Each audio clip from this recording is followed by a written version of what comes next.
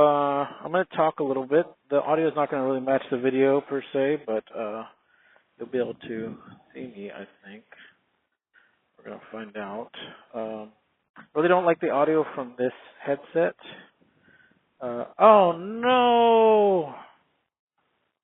I lost the barb. Son of a gun. Let me go look for it real quick.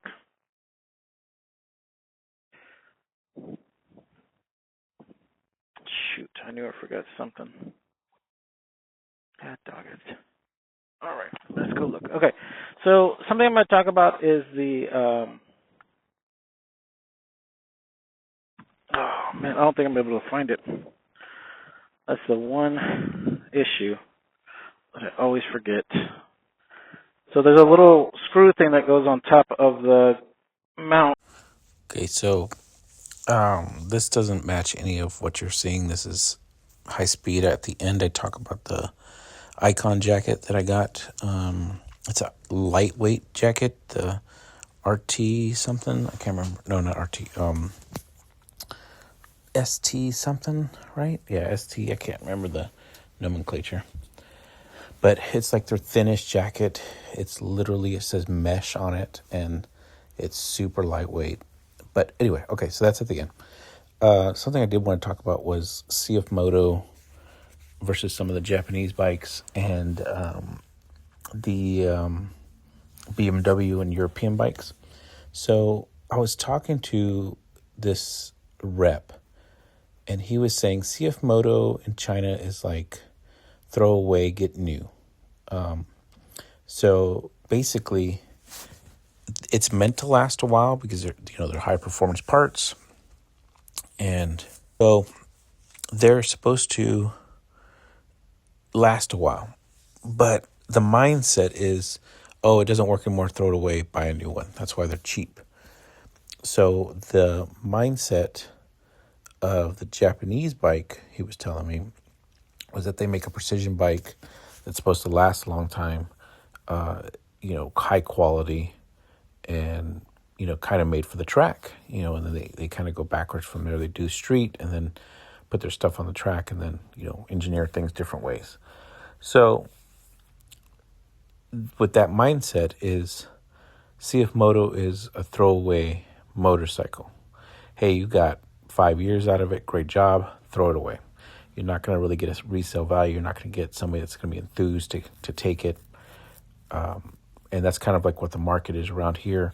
There's a CF Moto that's online that's for sale for like almost the amount that it would cost to buy a new one with a few hundred miles on it. I'm like, I want one, but I'm not going to pay somebody else's loan off that's already been driving it when I can just go get my own for brand new without all the dealership fees and all that stuff. But it's what, like another $1,000, $1,500 more than what they're selling it online.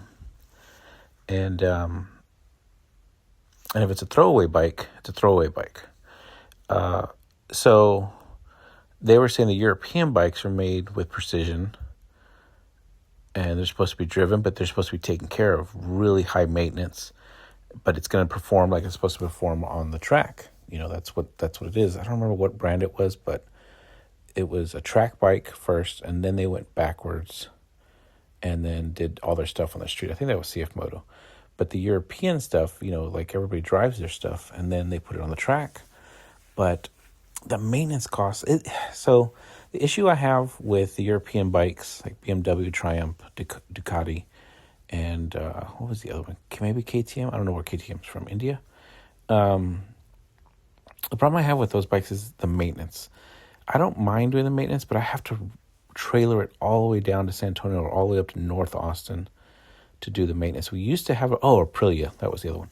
We used to have an Aprilia shop near me here in San Marcos or New Braunfels, somewhere around there. And that was manageable, but they closed down because they couldn't make their sales.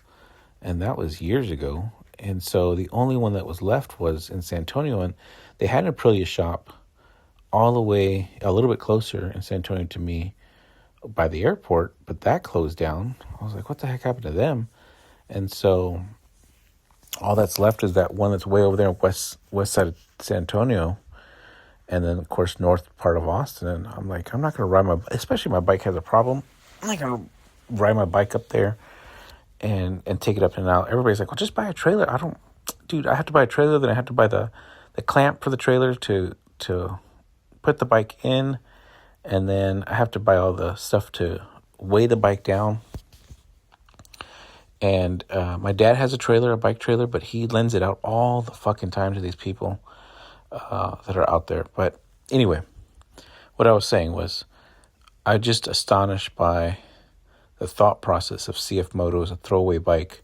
Japanese bikes are, they're precision bikes. They're meant to last a long time. And then you got European bikes that are precision bikes also. But, maintenance, you have to keep up with the maintenance. And so, it kind of astonished me that he told me those things. Because he used to sell bikes for a long time, and I'm pretty sure most people do. So now I'm torn. Do I get, another Suzuki? Because I've heard a couple of things about Kawasaki recently with the 6Rs. I don't remember what they... So do I deal with that,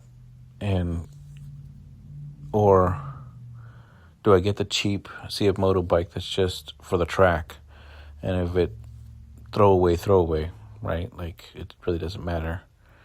I just don't know. Like, if I'd feel so upset if I crashed a 600 Gixxer, right? Like, I paid, $12,000-13,000 for it when I could have paid $6,000 or $7,000-8,000 for CF Moto, and they both do the same thing. I don't know. I'm torn. Anybody help me?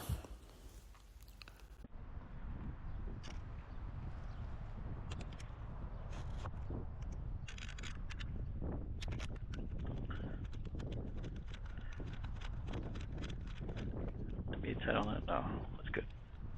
I think it's good. Okay. All right. So this right here is a little tight for a large. This right here on the inseam on here is a little tight for a large, right? Like, I wish it was just a little bit more. The elbows are okay. They're a little tight, but it is super lightweight jacket. This Icon jacket is super light. If I remember, I'll put the little tag of what it is in the video, but man, I can feel the wind. I don't know if you can hear the wind, but the wind is just going right through. I'm not like super hot. The sun is out. I don't feel cooking, right? The wind is going through, and if you wear an Under Armour shirt, like an Under Armour garment or something like that under here, you're gonna feel nice and cool. Now, this is not a winter. Do not wear this. I'd say 60 or 55 degrees below, right? Like this, or Fahrenheit for those people. Do not do that, because this thing, you can feel the cold air. Like, it was 68 this morning, and I could feel that cold, crisp air right in here. So, like I said, it's a little tight right here because I got a little bit more padding underneath for me personally, and then it's just a little tight here and here, but it is a nice, lightweight, really good jacket. Now, I don't get paid by any of these people, which sucks. Icon, if you want to, by all means, pay me. That would be amazing. But I really do like how lightweight. Like, I see people put on the elbow pads and the back pad and and the shoulder pads, right? Like, they put on that. That's what this feels like, without the bulkiness. Like, it's all in one. So that's it. I like the zipper on this one. The zipper's a little bit different. So on my RST jacket, the zipper goes up. On this one, it goes down, which I don't know if it really matters to anybody. But I don't mind it. And I like keeping my hands in my pockets most times. So maybe if it's a little cool, I could do this, but I don't know. I don't even know if you can see this. So that's my rant.